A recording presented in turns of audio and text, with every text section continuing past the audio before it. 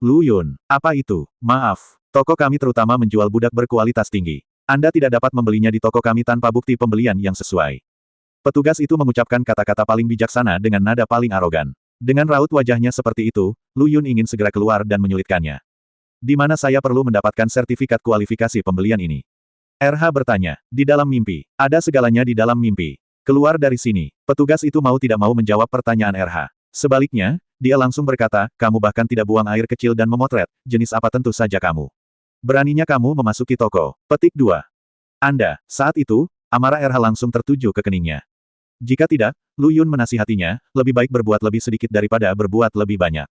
Hari ini, RH harus menghancurkan toko ini. Dia keluar dari sana dengan marah, dan segera seekor cacing darah datang seolah-olah sudah menunggu lama.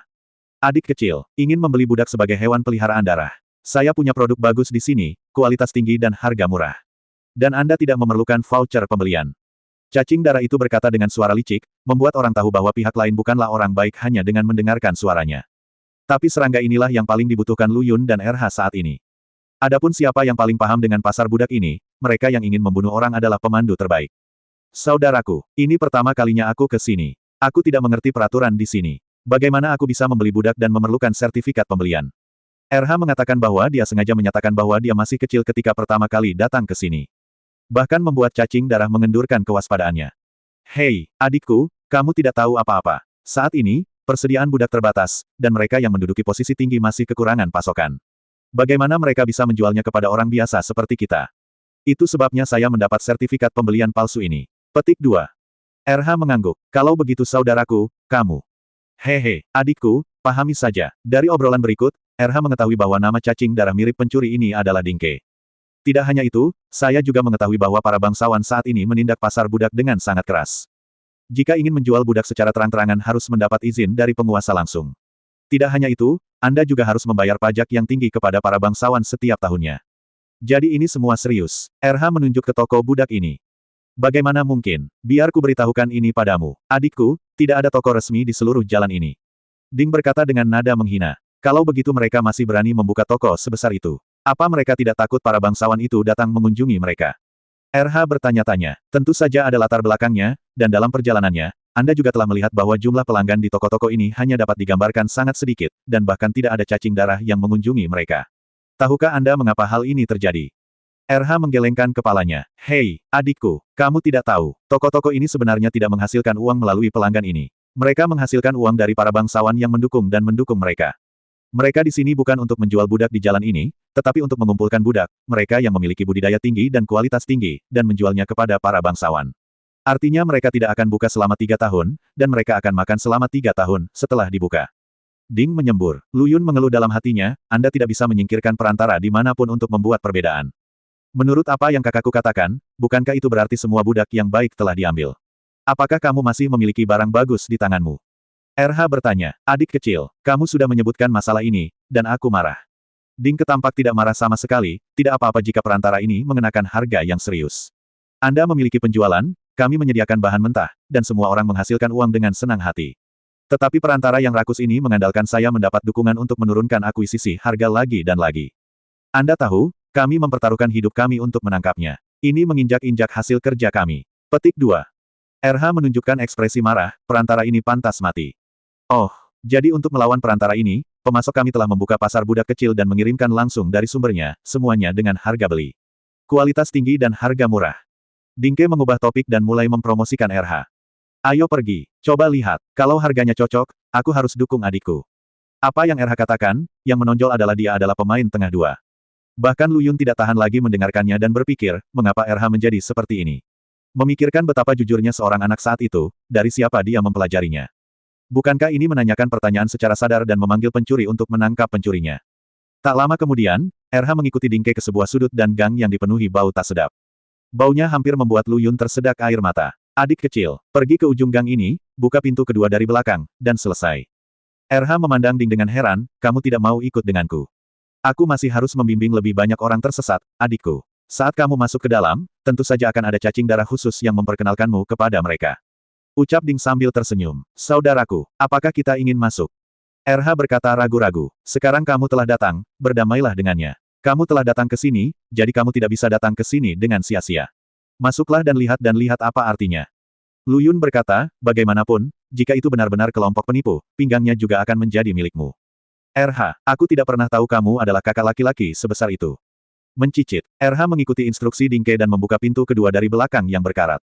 Lu Yun, yang bersembunyi di telinganya, tidak pernah mengalihkan perhatiannya dari Dingke. Saat RH membuka pintu, Lu Yun dengan jelas melihat sudut mulut Ding terangkat, seolah dia sudah selesai. Tampaknya perjalanan ini tidak sesederhana yang saya yakini. Namun, ada banyak cacing darah di balik gerbang bobrok ini, yang sepertinya mirip dengan tujuan RH datang ke sini. Halamannya cukup luas, dikelilingi 3 rumah. Saat RH masih mengamati, tiba-tiba seekor cacing darah berwarna-warni bertato datang mendekat. Adik laki-laki, ikutlah denganku. Kakak, aku akan mengantarmu masuk dan melihat-lihat. Betina, Lu Yun tidak tahu bahwa cacing darah itu betina hanya dengan melihat penampilannya. RH, setelah pengenalan cacing darah betina ini, Lu Yun dan RH mengetahui situasi di sini. Rumah yang berada tepat di seberang gerbang menjual budak, sedangkan kamar di kedua sisi menjual makanan yang dibutuhkan oleh budak dan obat-obatan yang meningkatkan efektivitas tempur hewan peliharaan darah. RH pertama-tama pergi ke ruang tengah. Seluruh ruangan itu penuh dengan kandang, seperti kandang anjing. Hanya saja yang terperangkap di dalamnya bukan lagi anak anjing, melainkan manusia hidup. Mata mereka kusam dan mereka terbaring di dalam sangkar dengan mata tak bernyawa. Untuk cacing darah ini datang dan pergi memilih komoditas sejenis.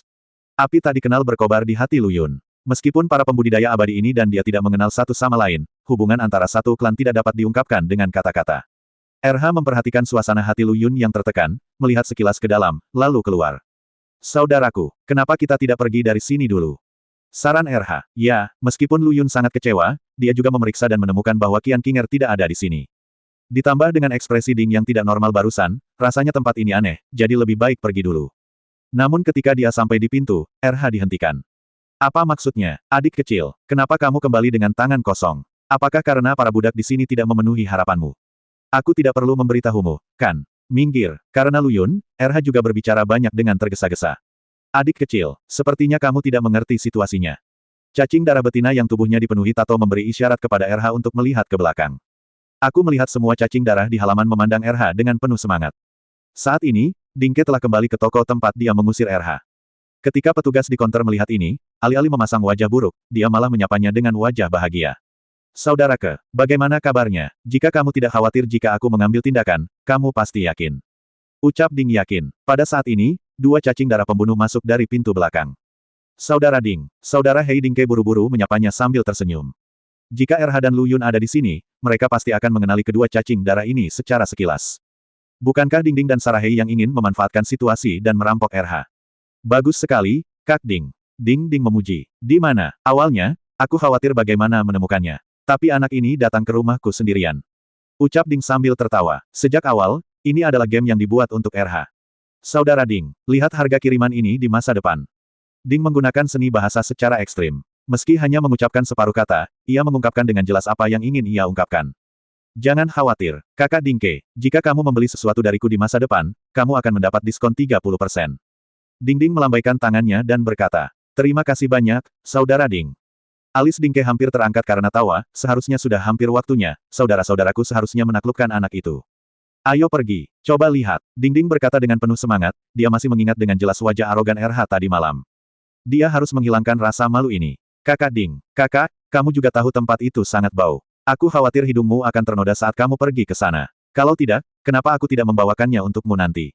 Saran Ding, tidak perlu, tempatmu tepat dan masih tersembunyi. Aku akan menyiksa anak itu sampai mati, kalau tidak, akan sulit menghilangkan kebencian di hatiku. Ding Ding mengertakkan gigi dan berkata, aku ingin membuat bocah nakal itu menyesal datang ke dunia ini. Tentu saja, balas dendam adalah salah satu aspeknya, dan sebagian alasannya adalah Ding Ding terobsesi dengan hewan peliharaan berdarah RH, Lu Yun. Tetapi ketika Ding Ke dan Ding Ding Chong sampai di pintu berkarat, mereka hendak membuka pintu. Pintu terbuka dari dalam. Hal ini membuat ketiga cacing darah itu tercengang. Apalagi Ding, dia hendak marah. Karena dia telah secara tegas melarangnya, tidak peduli siapa yang berada di luar pintu, mereka tidak dapat membuka pintu atas inisiatif mereka sendiri. Anda harus mendengar 3 ketukan di pintu. Saat hendak memberi ceramah, Ding melihat pemandangan di rumah sakit, dan kata-kata yang terucap dari bibirnya ditelan kembali olehnya. Halamannya dipenuhi cacing darah, semuanya sekarat dan kehilangan kekuatan bertarungnya. Ding Kexin berkata, ini adalah markasnya. Ini jelas-jelas neraka. Ding Ding dan Salehei tidak jauh lebih baik, tubuh bagian bawah mereka gemetar. Ini adalah pertama kalinya mereka melihat pemandangan berdarah seperti itu. Saudara Dingke, kami saudara tidak akan mengganggumu untuk saat ini. Dingding dan Sarahei berkata sambil berbalik untuk melarikan diri.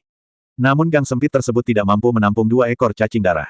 Akibatnya, kedua cacing darah tersebut tersangkut di dalam gang dan menghalangi jalan. Dingke, yang ingin melarikan diri bersama, jalannya terhalang. Karena kamu tidak ingin pergi terlalu banyak. Kalau begitu masuk dan duduk. Suara RH terdengar dari dalam rumah. Saat kata-kata itu terucap, teriakan Dingke terdengar dari belakang Dingding dan Sarahei. Sebelum Chong menyadari apa yang terjadi, dia merasa seolah-olah cekungan itu terkena meteorit, dan tubuhnya terbang mundur tak terkendali. Dan orang yang memulai segalanya secara alami adalah Lu Yun yang tidak melarikan diri. Dari membuka pintu gerbang, lalu berjalan di belakang ketiga cacing darah dengan mata tertuju ke halaman, lalu menendang mereka ke halaman satu persatu, dia melakukan semuanya sendiri. Adapun cacing darah yang tersebar di seluruh halaman, bagi RH, mereka tidak lebih dari segerombolan semut. Jumlahnya sedikit lagi. Apakah kamu sangat berani? RH memandang rendah ke arah Dingding dan yang lainnya yang tergeletak di tanah. Itu saja, mereka menghasutku untuk melakukan ini. Dingke adalah yang paling sedikit terluka, lagi pula, Lu Yun baru saja menendang bagian belakang kepalanya. Tuan, saya juga tidak berdaya. Jika saya tidak menuruti apa yang mereka katakan, mereka akan menemui para bangsawan untuk melaporkan saya karena menjual budak secara pribadi. Dingding dan Sarahei berusaha keras untuk menampilkan diri mereka sebagai korban. Kamu kentut. Dingke, bukankah kamu berinisiatif untuk bergabung denganku, dan sekarang kamu di sini untuk menghajarku? Dingding, yang rasa sakitnya sedikit mereda, menjawab begitu saja. Kedua serangga itu mulai saling menyiramkan air kotor tanpa henti. Sebenarnya, RH dan Lu Yun tidak ingin tahu sama sekali. Dunima, diamlah. RH berteriak keras dan mengalihkan perhatiannya ke Dingding dan Sarahei, aku memberimu kesempatan. Tapi kamu tidak menghargainya. Adik, tidak, kakak. Awalnya, Sarahei dan aku mengira kami kurang beruntung. Benar-benar anak inilah yang berinisiatif melakukan kejahatan. Kami sangat terobsesi dengan itu. Ding membantah. Oke, RH melihat ekspresi Ding yang siap melawan, dan berteriak, aku tidak peduli siapa kamu atau mengapa. Hanya ada 2 cara sebelum kamu sekarang. Menyerah padaku, atau mati. Kamu pilih sendiri. Petik 2. Saat itu, ketiga cacing darah itu menatapku dan aku melihatmu, semuanya terdiam. Bukannya mereka tidak berpikir untuk melawan, tapi semua cacing darah di halaman ini dirobohkan. Dampak visual ini langsung memadamkan perlawanan mereka. Saya menyerah. Ketiga cacing darah tersebut memberikan jawaban yang sama tanpa ragu-ragu, yang juga merupakan jawaban yang ingin didengar RH dan Lu Yun. Kamu bicara omong kosong. Makanlah. Apa? Apa ini? Dingding bertanya dengan ketakutan. Barang bagus. Barang bagus yang tidak bisa dibayar dengan emas. Kata RH, dengan santai mengambil cacing darah yang tidak sadarkan diri di tanah, membuka mulut orang lain, dan melemparkan bola lumpur ke mulut orang lain. Lalu dia melemparkannya ke depan ketiga serangga itu seperti sampah. Meletus. Mengikuti teriakan tajam RH, cacing darah yang menelan pil lumpur secara spontan menyala. Dingding Sancong yang ketakutan buru-buru mundur, matanya dipenuhi ketakutan dan kepanikan. Sekarang kamu tahu untuk apa bola lumpur ini, kan? Jika cacing darah memakan pil lumpur, aku bisa langsung membunuhnya hanya dengan satu pikiran. RH memandang Dingding dan Dingke, apakah kamu tidak akan menyerah padaku? Coba aku lihat tekadmu, makanlah pil lumpur di tanganmu. Dingding Sancong melihat pil lumpur di tangannya, dan pemandangan cacing darah yang terbakar muncul di benaknya tanpa disadari. Di bawah ancaman seperti itu, pertahanan psikologis ketiga cacing darah tersebut segera runtuh. Mereka semua makan bola lumpur. RH mengangguk puas saat melihat ini, dan ketiga serangga itu tiba-tiba mengubah ekspresi mereka dan jatuh ke tanah kesakitan. Aku akan memberimu pelajaran dulu. Jika ada yang berani melakukan kesalahan lagi, nasib terakhirmu adalah dibakar menjadi abu. RH mengancam. Tentu saja, yang disebut bola lumpur ini sebelumnya dibuat oleh Lu Yun dengan mengambil kotoran telinga RH yang dicampur dengan ikan yin yang dan api aneh. Meskipun kekuatannya ada, namun tidak berlebihan seperti yang terlihat. Adapun cacing darah yang baru saja diisi bola lumpur oleh RH, itu sepenuhnya karena Lu Yun menyembunyikannya di dalam sebelumnya.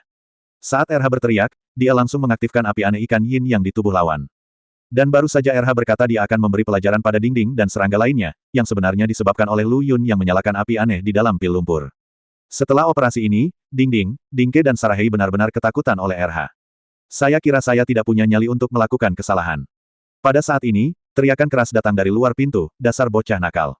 Berikan cacing pada kakekmu Dingdang. Hari sudah larut dan kemudian cepat, hanya terdengar suara ledakan. Pintu besi berkarat itu ditendang hingga terbuka, dan Duoba sangat marah dan hendak bergegas masuk dan meminta hukuman. Tapi ketika dia melihat cacing darah meratap di mana-mana, dia langsung tercengang. Yang juga tercengang adalah 4 cacing darah dan 1 orang di halaman. Lu Yun dan RH berkata pada diri mereka sendiri, bagaimana Duoba menemukan tempat ini. Bagaimanapun, keduanya selalu melakukan pekerjaan dengan baik dalam pengintaian balik, tetapi pihak lain masih datang. Hanya bisa dikatakan bahwa ada sesuatu tentang Duoba. Ketiga cacing darah yang dipimpin oleh Dingding benar-benar yakin. Pantas saja mereka jatuh ke tangan seorang pemuda. Ternyata bocah ini ada hubungannya dengan bintang sapu Duoba. Jangan kaget, masuklah. Di tengah perkataan RH, dia disela oleh Duoba, aku benar-benar tidak kenal orang ini, aku kebetulan lewat. Aku tidak akan menyela, aku pergi.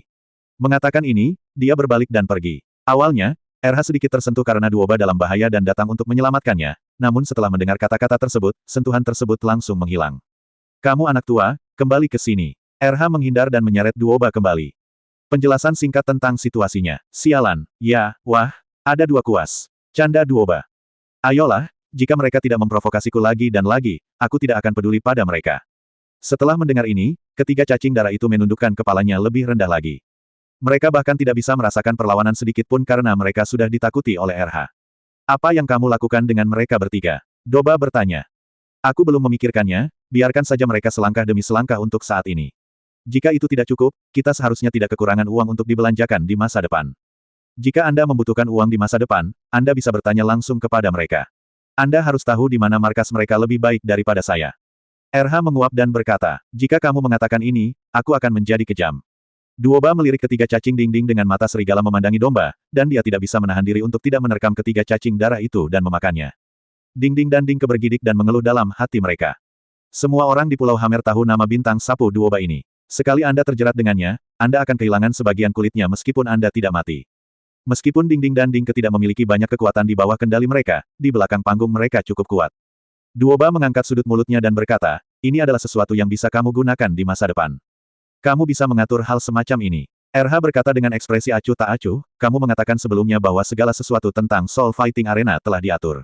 Kapan akan dimulai? Di mana lokasinya? Malam ini. Lokasinya tepat. Tunggu saja dan aku akan mengantarmu ke sana. Duoba sekali lagi mengalihkan pandangannya ketiga cacing darah Ding, tapi dia sepertinya memikirkan sesuatu di tengah jalan dan mengalihkan pandangannya lagi, satu lagi demi keselamatanmu, selagi masih ada waktu, segera ubah penampilanmu. Mengapa? Meski penyamaran RH cukup sederhana, namun penampilannya saat ini bukanlah wajah aslinya, namun Anda tetap harus bertanya apa yang perlu Anda tanyakan. Sarah gila itu juga akan berpartisipasi. Jika dia melihatmu, dia pasti akan memberimu bantuan.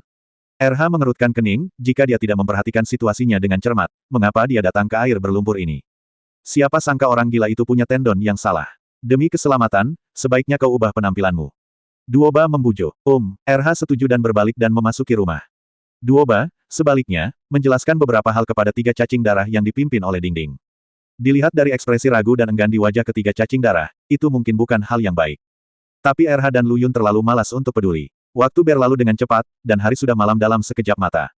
Pulau Hamer yang awalnya sunyi menjadi hidup. Sejumlah besar cacing darah berkumpul di jalan dan mulai bergerak ke satu arah dengan tujuan tertentu.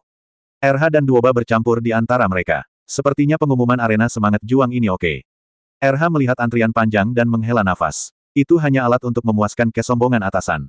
Duoba berkata dengan nada meremehkan dan bahkan jijik. Apa yang Anda katakan salah? Ini yang dibutuhkan. Para atasan memuaskan kesombongan mereka dalam tangisan rakyat jelata. Rakyat jelata melihat persaingan yang sengit di bawah kesombongan para atasan, dan para kontestan punya cara untuk menyentuhnya, penghalang atas. RH membalas dengan alasan. Pada akhirnya, Anda akan menemukan bahwa segala sesuatunya direncanakan dengan cermat oleh atasan, dan Anda akan selalu dipindahkan bola-balik dari satu gunung 5 jari ke gunung 5 jari lainnya oleh atasan. Duoba berkata dengan penuh arti. Kenapa antar jemput? Kenapa kita tidak bisa memotongnya dan menggantinya? Suara RH sangat tenang ketika dia berbicara, bahkan tanpa sedikit pun emosi, tetapi kata-katanya membawa momentum yang tidak dapat disangkal dan tidak dapat disangkal. Duoba menatap RH dengan heran, hatinya dipenuhi keterkejutan. Pada saat itu, dia seperti melihat bayangan mendiang raja di RH. Hei, bukankah ini sapunya? Mengapa kamu tidak menggeliat di selokanmu yang bau dan menjadi malu dan mencolok? Suara sumbang terdengar dari kerumunan serangga. RH hanya ingin mencari suaranya dan melihat apakah orang itu kenyang dan mencari masalah. Namun dia dihentikan oleh Duoba di sampingnya, anjing itu telah menggigitmu, apakah kamu ingin menggigit anjing itu secara bergantian? Kami adalah klan bangsawan cacing darah yang kacau, jangan turunkan dirimu ke level seekor anjing. Kamu sapu, siapa yang kamu panggil anjing? Siapapun yang berbicara kepadaku, dialah yang aku tegur. Duoba berkata dengan sudut mulut sedikit terangkat. Kau benar-benar mencari kematian. Dasar bos sapu bodoh, hari ini pekerja dan manajemenku akan memenggal kepalamu dan menggunakannya sebagai pispot. Ayo, siapa yang takut pada siapa? Dalam sekejap, tim yang semula tertib menjadi kacau. Bahkan menimbulkan keributan kecil-kecilan, dan segera menarik perhatian para cacing darah keamanan yang menjaga ketertiban. Kamu tidak ingin hidup lagi, kan? Sialan, jika kamu berani membuat masalah di sini. Usir mereka semua. Mari kita lihat siapa yang berani menyentuh persalinan. Duoba dan Bloodworm pembuat masalah berkata serempak. Saat ini, Satpam juga melihat kemunculan Chong dengan jelas. Ekspresinya berubah lagi dan lagi. Awalnya dia sedikit terkejut, tapi kemudian dia segera datang dengan senyuman di wajahnya. Tuan Duoba, Tuan Kabeng, apa yang kalian berdua lakukan? Kalian adalah keluarga metropolitan. Bukankah ini lelucon untuk cacing darah lainnya? Siapa yang bisa mengikutinya? Haha, Duoba dan Kabeng berbicara satu sama lain secara sinkronis lagi. Melihat perkelahian akan terjadi lagi, penjaga keamanan Suezong segera menghentikannya, dua orang dewasa. Kasihanilah aku sedikit dan jangan membuat masalah di sini, oke? Jika itu benar-benar menunda sesuatu yang penting, kita tidak bisa menanggung kesalahan dari atas. Bangunlah. Begitu kata-kata ini keluar, itu bertindak sebagai pencegah. Ayo pergi. Duoba menyapa RH. Kalian, tolong awasi aku baik-baik. Jika aku bertemu anak ini di lapangan nanti, aku akan menghajarnya sampai mati. RH akhirnya merasakan perasaan tertembak sambil berbaring. Dia tidak melakukan apapun. Mengapa jari itu diarahkan padanya? Kali ini, 5 cacing darah di belakang Kabeng memandang RH dengan tatapan tajam. RH hendak naik untuk berdebat, tapi ditarik oleh Duodang. Nak, kamu harus berhati-hati nanti. Cacing darah di bawah tangan Kabeng dalam kompetisi semuanya adalah prajurit elit dan jenderal yang kuat, dan hewan peliharaan darah di tangannya telah dibudidayakan dengan cermat. Kekuatan mereka tidak boleh dianggap remeh. Duodang menyuntik RH. Kenapa aku harus menanggung semua akibat dari apa yang terjadi di antara kalian berdua? Dengan siapa aku berbuat macam-macam? RH berkata tanpa ragu-ragu. Perasaan menyalahkan orang lain adalah yang paling tidak menyenangkan. Nak, walaupun aku dan Kabeng tidak saling menyukai, tapi hubungan kita belum sampai pada titik di mana kita akan saling bertengkar jika kita bertemu. Dan itu semua karena kita ada di sini sekarang. Katakan padaku, apakah masalah ini ada hubungannya denganmu? Duodang berkata dengan wajah muram. Karena aku. RH tampak bingung. Dia dan Kabeng belum pernah bertemu sebelumnya, jadi bagaimana mungkin karena dia? Nak, tempatmu di Soul Fighting Arena datang dari dia. Melihat tatapan bingung RH, Duodang berinisiatif menjelaskan, Kabeng awalnya punya 6 tempat perlombaan, tapi sekarang ada 5. Kalau yang itu, aku minta dan berikan padamu. Makanya dia seperti ini ingat aku, apakah kamu mengerti? RH mengangguk, perasaannya benar-benar karena dia. Kalau begitu, apa yang aku derita barusan bukanlah hal yang tidak adil. Jadi nak, kamu harus hati-hati. Anak buah Kabeng itu pasti akan mengincarmu nanti. Duodang berkata dengan serius, kemarilah dan biarkan mereka tidak pernah kembali. RH berkata dengan suara dingin. Saat tim maju, RH dan Duodang juga memasuki lapangan. Arena semangat juang ini sangat luas, terutama bagi Lu Yun. Lu Yun bahkan memperkirakan ukuran tempat ini sebanding dengan luas gunung api. Nak, hari ini adalah babak kualifikasi Fighting Soul Arena. Cacing darah semua kontestan dikumpulkan untuk bertanding, 100 sisanya akan maju ke babak berikutnya. Duodang menjelaskan aturannya kepada RH, jadi babak ini adalah yang paling sulit bagi Anda dan cacing darah Anda. Anda bukan hanya tim cacing, tetapi musuh yang harus Anda hadapi ada dalam kelompok, tim minimum terdiri dari 3 orang, dan tim yang lebih besar terdiri dari 12 orang. Selama Anda selamat dari babak ini, dengan hewan peliharaan darah Anda, tidak akan menjadi masalah untuk mencapai 10 besar. Petik 2. Saudaraku, kalau tidak, ayo menyerah. Apakah kamu memimpin tim dalam pertarungan besar? Bukankah ini menindas orang yang jujur? RH berkata dengan marah. Jangan khawatir, RH. Perkelahian gaya tim seperti ini sepertinya tidak menguntungkan tim kecil atau penjaga tunggal, tapi ketika saatnya tiba, kamu akan menyadari bahwa semakin banyak tim, semakin cepat mereka melakukannya, tersingkir, karena semua orang tim akan mengawasi setiap gerakan tim ini, dan bahkan menambah penghinaan terhadap cedera dari waktu ke waktu. Yang perlu kita perhatikan sebenarnya adalah kelima anak buah Kabeng. Petik 2. Lu Yun menjelaskan dengan sangat percaya diri, lagi pula, dia telah melihat terlalu banyak hal seperti itu. Ada satu hal lagi, ambil ini dulu. Duodang mengeluarkan cincin penyimpanan dari mulutnya dan berkata, ini untukku untuk dikumpulkan oleh Ding Ding dan mereka. Ini untuk sementara dapat meningkatkan kekuatan darah hewan peliharaan. Jangan gunakan kecuali jika diperlukan. Gunakanlah, karena harga dari obat ini untuk meningkatkan kekuatan sementara adalah obat tersebut memiliki efek samping yang sangat kuat. Bukankah penggunaan narkoba dilarang dalam kompetisi formal seperti ini? Ini agak di luar dugaan RH. Dilarang, haha, bukan hanya tidak dilarang, tapi juga dipromosikan. Karena ini bisa membawa pertarungan antar Blood Pact ke level baru. Atasan sama sekali tidak peduli dengan harta pribadimu. Yang mereka butuhkan adalah dampak visual yang kuat. Duodang berkata dengan jijik, aku akan lebih memperhatikan. RH mengambil cincin penyimpanan dan berkata, saat ini, suara dingin terdengar di telinga RH, Duoyu. Apakah Duoyu ada di sini? Tepat ketika RH dan Lu Yun masih berdiskusi siapa yang akan memberikan nama yang lucu.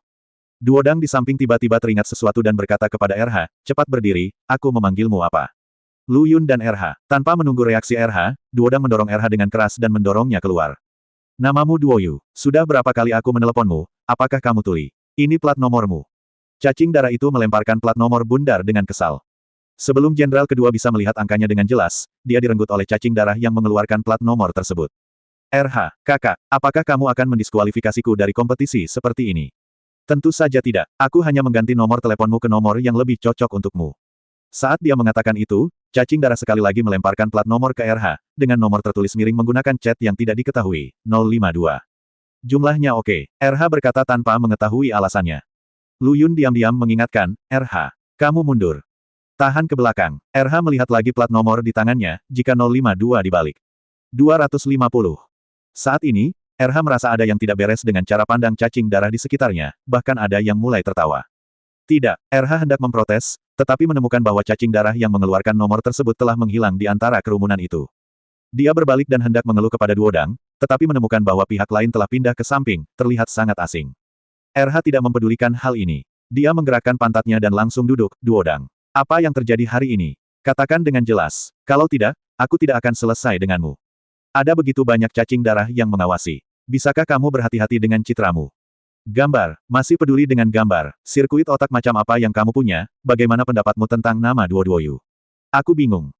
RH bertanya dengan rasa sakit di bagian kemaluannya.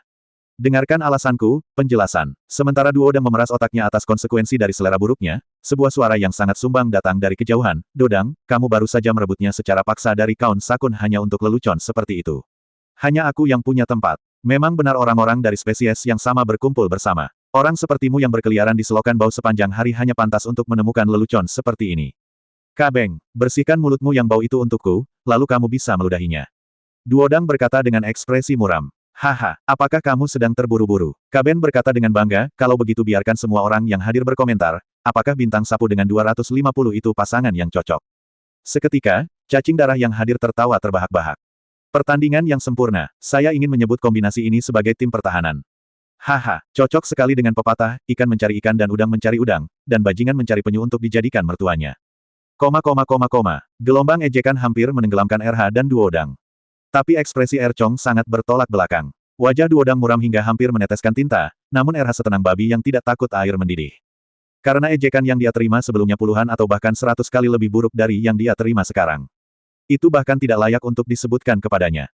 Hei, apa kamu marah sekarang? Lihat wajah kecil muram itu. Cek, cek, cek. Semakin aku melihatnya, dia semakin terlihat seperti sapu lusuh. Cemoohan Kabeng adalah yang paling mendadak di antara kelompok cacing darah ini. Ya, wajahnya sedikit lebih gelap, yang setidaknya menunjukkan bahwa orientasi seksualnya normal. Dia tidak seperti cacing darah. Dia terlihat sangat kuat di luar, tapi sebenarnya dia sebagus Long Yang. RH memandang Kabeng dengan sudut mulut sedikit terangkat, dan serangan baliknya pun dimulai. Omong kosong apa yang kamu bicarakan? Bajingan kecil. Kabeng tampak bingung, tetapi segera menutupinya, jangan mengira karena kamu kontestan, aku tidak berani menyentuhmu. Perhatikan apa yang kamu katakan, kepada majikanmu. Apakah mengatakan kebenaran akhir-akhir ini? RH berkata sambil melirik cacing darah dengan plat nomor 189 di belakangnya, bagaimana menurutmu? Sontak semua mata cacing darah tertuju pada cacing darah bernomor 189. Meski RH tidak menjelaskannya, namun semua orang yang jeli mengetahui bahwa jika yang dikatakan RH tadi benar, maka nomor 189 ini adalah cacing darah yang berkonflik dengan Kabeng. Saat itu, cacing darah nomor 189 panik, kamu pelacur. Bagaimana saya bisa melakukan hal seperti itu kepada bos saya? Bagaimana saya bisa menjual tubuh dan harga diri saya untuk mendapatkan kuota? Daripada mengatakan itu adalah penjelasan, lebih baik katakan bahwa itu bukan perbuatan yang merugikan diri sendiri. Untungnya, Chaos Bloodworm tidak memiliki hidung, jika tidak, hidung Kabeng akan sangat marah hingga menjadi bengkok sekarang. Dengan wahyu yang begitu mengejutkan, perhatian semua cacing darah yang hadir seketika beralih dari RH dan Duodang ke Kabeng. Duodang yang sombong dengan kemalangan itu malah menjadi trendmaker, karena takut hal tersebut tidak akan membuat keributan besar. Dia menggunakan serangan mematikan terhadap Kabeng, aku tidak menyangka kamu, Kabeng, menjadi cacing darah seperti itu. Kamu tidak hanya menggunakan kekuatanmu untuk menganiaya bawahanmu, tetapi sekarang kamu sebenarnya ingin membunuh serangga tanpa mengucapkan sepatah kata pun. Apakah ini merupakan distorsi sifat serangga atau hilangnya moral? Kabeng ingin membela diri, tetapi orang-orang yang sedang makan melon itu sama sekali tidak memberinya kesempatan itu.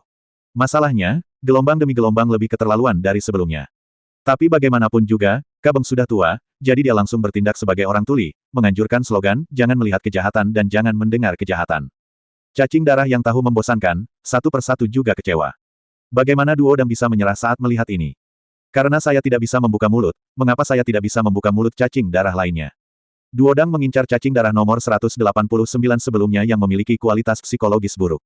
Wajah berkilau ini sepertinya hanya berisi 3 kata, terobosan. Kontestan nomor 189, apakah ini semua atas kemauanmu sendiri, atau Kabeng yang memaksamu melakukan ini? Bahkan 4 pemain lain di bawahnya memperoleh kualifikasi melalui metode curang ini. Ucapan Duodang kembali mendorong opini publik tentang Kabeng ke klimaks lagi. Kerumunan pemakan melon dan Lezi Chong langsung dibangkitkan dengan kesehatan penuh, dan mereka menyerang Su Duodang lagi. Kabeng marah sekali. Gigiku hampir patah. Tapi sekarang dia begitu terkejut sehingga dia tidak bisa mengucapkan sepatah kata pun, apalagi menunjukkan gejolak emosi. Jika tidak, Duodang akan punya alasan untuk memanfaatkan situasi tersebut. Kini dia hanya bisa berharap kelima bawahannya bisa menggigitnya hingga mati. Tapi RH, penggagas semua ini, telah meninggalkan ruangan berisik ini untuk menyembunyikan kelebihan dan ketenarannya. RH, bagaimana kamu tahu, Kabeng itu seorang gay? Lu Yun bertanya dengan rasa ingin tahu. Toh kalau dilihat dari ekspresi mereka, hampir tidak ada komunikasi antara Kabeng dan Blutuom nomor 189 saat itu. Itu hanya hubungan atasan-bawahan yang sederhana. Hehe, saudaraku, kamu tidak tahu ini kan? RH tersenyum licik, bagaimana denganku saat itu? Aku tidak bisa membangkitkan garis keturunanku untuk waktu yang lama, dan latihan energi darahku berulang kali menemui hambatan. Ditambah lagi dengan tekanan opini publik eksternal, ingatan saya benar-benar hancur dan menjadi sia-sia.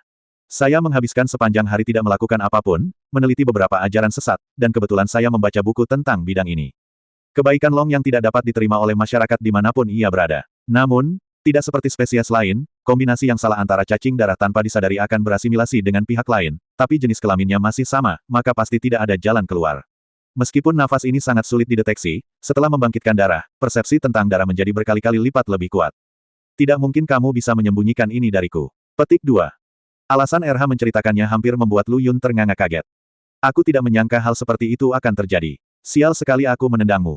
Lu Yun berkata sambil tersenyum. Jika kamu tidak mencari kematian, kamu tidak akan mati. Awalnya aku ingin menggunakan kejadian ini untuk memberinya peringatan saat aku sedang mengantri.